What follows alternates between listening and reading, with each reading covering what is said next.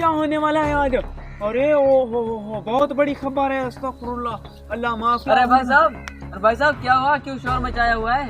अरे यार आज हमने सुना है चांद नीचे आ रहा है, पता नहीं यार क्या बनेगा। ओहो। अच्छा चलो ठीक है। अरे आज तो मैं चांद को करीब से देखने का मौका नहीं गंवाऊंगा। अरे वो देखो ये क्या कर रहा है।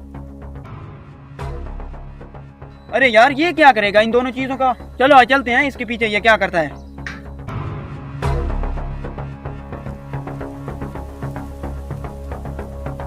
अरे यार ये खुदकुशी तो नहीं कर रहा? नहीं खुदकुशी नहीं कर रहा, ये वैसे भी पागल है, पता नहीं ये क्या करेगा। चलो इसका तमाशा तो देखते हैं क्या बनता है। अरे इस पागल को देखो ये क्या कर रहा है। चलो वहां सामने बैठकर देखते हैं।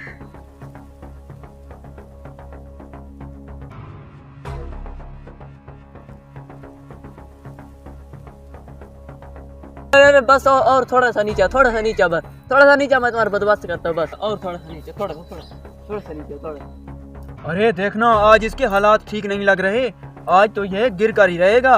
चलो आज हम तो इसका तमाशा देखते हैं क्या करता है।